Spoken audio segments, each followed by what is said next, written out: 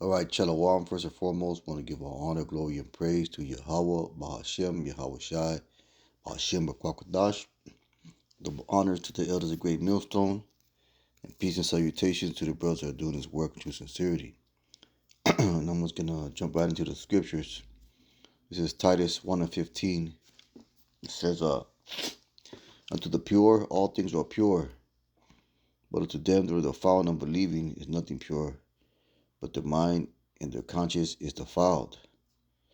And basically, what this is speaking about, what we can liken it to, is the false teachers of Israel.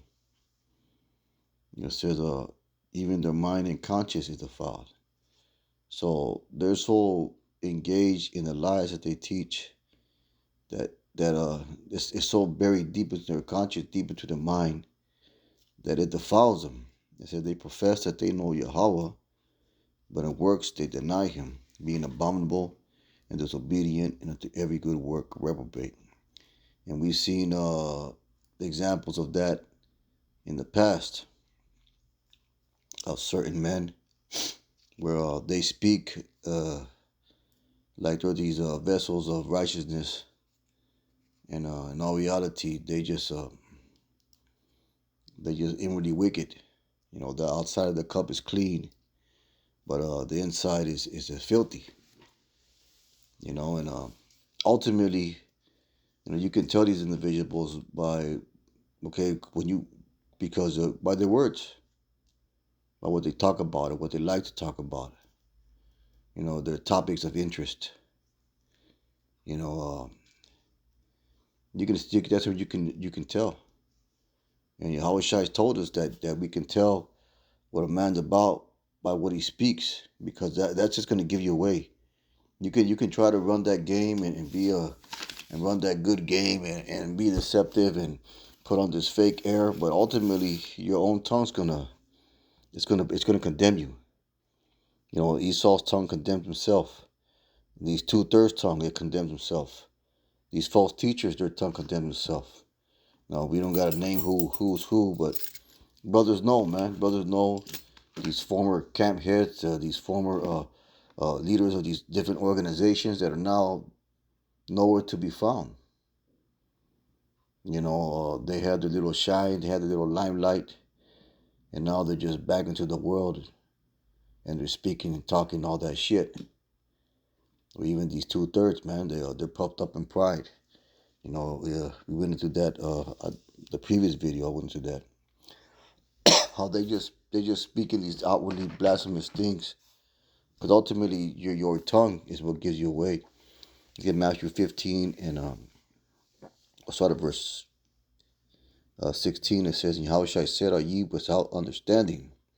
So that's the way to understand this, man. Understand what the person's about by paying attention to what he says and how he says it. It always comes true. Your true character always shines forth, especially in times of adversity. Especially when you think you're comfortable, you're confident in yourself. It comes out, man. It all comes out. How many times have you been talking to a female and she just blurt some stupid shit out? You know what I'm saying? Or you're talking to some dude at work and he just blurts some shit out to reveal themselves, man. Your own tongue will reveal what you about, really. And how Shai said this. Said, "Do you not yet understand that whatsoever enters the mouth goes to the belly and is cast out into the draught? But those things that proceed out the mouth come forth from the heart or your mind." It tells you what a person's mentality is. And you got to be very watchful of that. You got to be very...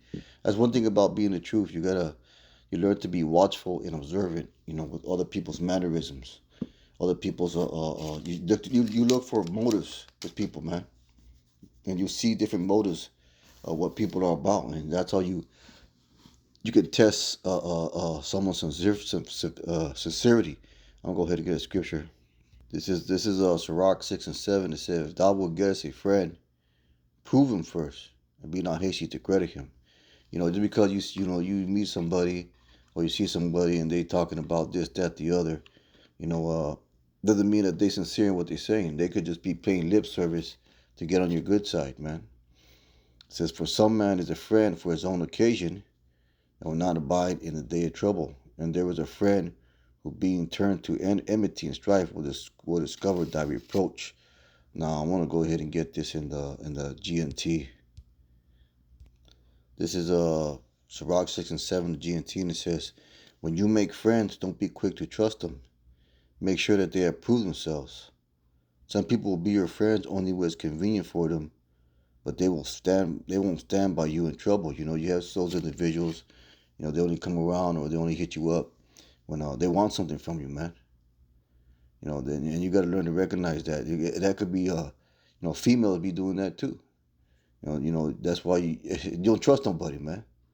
The only thing you can trust is bros, man, brothers that you've been basically on the line with for years upon years. Those are the men you can trust. I say when you make friends, don't be quick to trust them. Make sure that they approve themselves. So people will be your friends only when it's convenient for them, but they won't stand by you in trouble.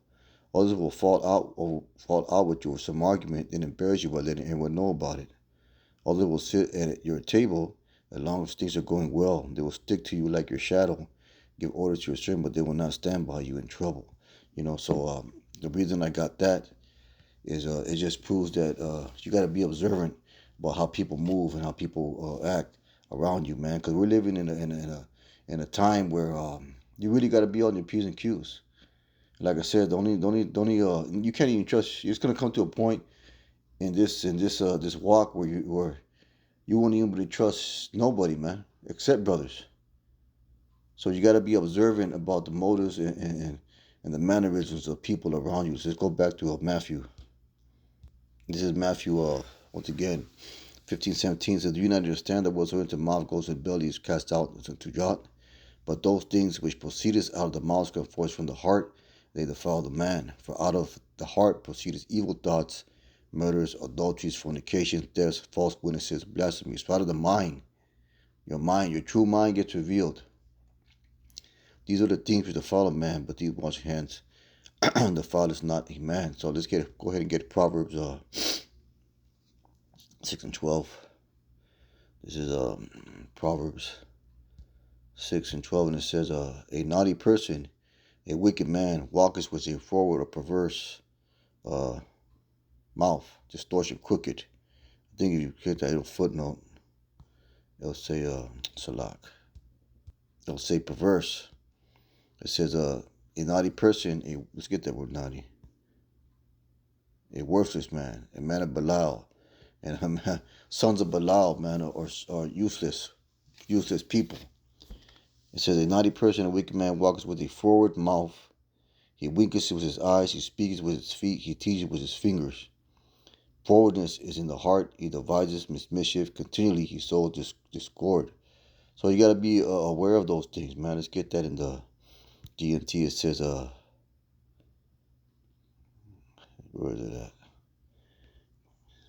Verse 12, it says, "Worthless, wicked people go around telling lies. They wink and make gestures to deceive you. They try to run that game on you, all the while planning evil in their perverted minds, stirring up trouble everywhere. Because this, the type of strikings are warning, and they'll be fairly wounded." So that's plain and simple right there, man. So the point of this lesson is just to be aware of how you be with people in your workplace. We're coming to, like I said, we're coming to the time where you really gotta tighten up your circle, man. You know, you really gotta be careful of what you reveal about yourself to people at work and even family members. You gotta observe, what they speak and what kind of spirit they're in, because these demons are gonna jump on everybody. Because Scripture says, that they shall wax worse, and with love of many shall wax cold. They shall wax worse and worse, roughly paraphrasing. Paraphrasing. So that means is these demons are gonna be revved up on the people around here, because it's gonna get real desperate, and you got to be very aware of how you deal with these, how you conduct yourself, and what mannerisms you show, and what you say around these individuals. Let's get Proverbs 15:2. Proverbs 15:2, it says, "The tongue is south." Well, start verse 1. It says a soft answer to a wrath, but grievous words to anger. That's another thing too, man. You gotta, like I said, be careful what you say. You know, brothers. A lot of times it's true. You gotta learn to take the L.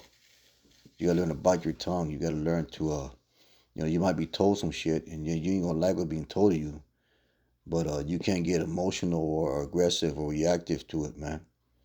And sometimes you gotta take that L and know that, hey, the Lord gonna deal with that. You know, it might hurt your pride a little, but ultimately, we're supposed to be of a different ilk, of a different level. So if a soft answer wrath, but grievous words stir up anger. And who knows how many times individuals got caught up in some bullshit because they couldn't control their anger. They had used those, well, fuck you, then, and then it escalates into something that it should have never been. It could escalate to violence. Sometimes it escalates to the end of someone's life. I've been around that, man. It says the tongue of the wise use knowledge of right, but the mouth fools pour out false. We're close to being, death threats and things like that. The tongue of the wise uses knowledge of right, but the mouth of fools pours out foolishness. So once again, what that proves is that ultimately a person's speech will reveal him, man. A person's speech will bring out their true character. Let's get Luke 19:22. This is Luke 19:22, and it says this is about the wicked servant that hid his talent in a napkin. On verse 20, another king saying, Lord, behold, here is thy pound, which I have kept laid up in a napkin. For I fear thee, thou art an austere man, that takest up, thou layest not down, reapest thou that does not sow. He's having excuses. That's another thing you got to see about people. People that are full of excuses are usually people that are full of shit. They put on this air of being a certain individual, but when it comes down to it, when you ask them to, when you're looking for the proof of all that, it's excuse after excuse. He says, and he says unto him, out thine own mouth will I judge thee, thou wicked servant. And that's the point right there. These individuals, these blasphemers, these 2/3, these hypocrites, it's false camp leaders, you know, teaching false doctrines. All those things that they're teaching, they're going to get judged by that. This is the point of the verse I want to get. He says, "The out of thy mouth will I judge thee, thou wicked servant. Thy knew was an awesome man, taking that I laid not, and reaping that I did not sow." So the Lord gave these individuals the measure of faith, and they twisted it and corrupted it, because it didn't serve them as well as speaking another thing will serve them, or they took the bag, The scripture talk about offered polluted bread. Let's go ahead and get that. Salak. Polluted. I think that's how it's phrased, yeah. Malachi 1:7. You offer polluted bread upon my altar. You say, wherein we have polluted, and you say that the table of the Lord is contemptible. And if you offer the blind sacrifice, well, basically, they offer polluted bread. Let's get in the NLT or the GNT. It says, where is that at?